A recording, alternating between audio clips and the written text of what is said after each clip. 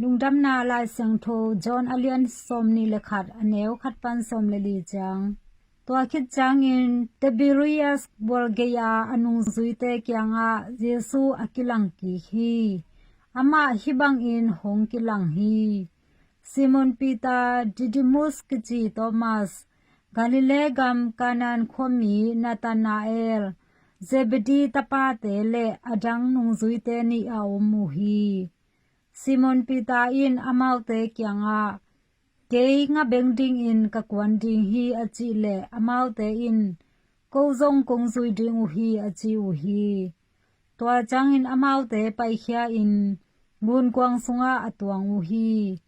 ahi hang in tua zan ton tung in bangma aman ke yu hi jing sang tung in gun ge ya Jesu ding a ahi hang in nung zui te in Jesu ahi lam na theilu hi tua chang in Jesu in amaute kyanga katate o nga sa khat bek nei lo na hi u hiam achi hi amaute in Jesu kyanga kaman ke yu hi chi in adong ki ku hi Jesu in amaute kyanga gun kwang taklama nangen u payun tua hi le nga sa na man ding u hi achi hi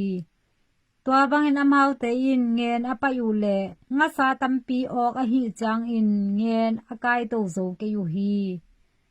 tua chang in Jesu it nung zui pa in pita kyanga to pa hi hi achi hi to pa hi achi Simon Peter in azak chang in apuan sil in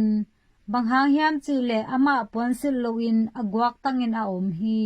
tui sunga adyang khepa hi ai hi zong in adang nung zui te in tui ge to ki gamla lo tong zani bek ki hal a hi manin nga sa adim ngen kai ko min gun kwang azuyu hi amau te leilak atunu jang in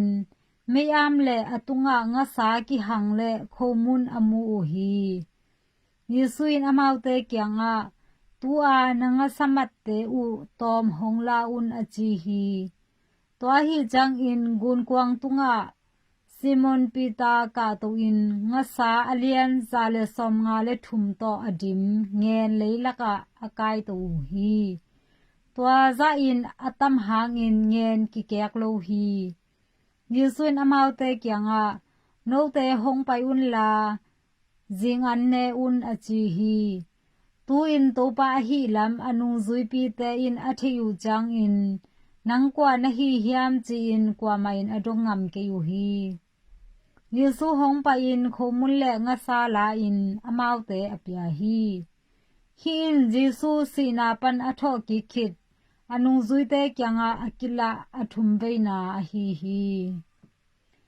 in to pa lungdam na lai sang tho hi Christu to pa o na tunga phan nam ta hen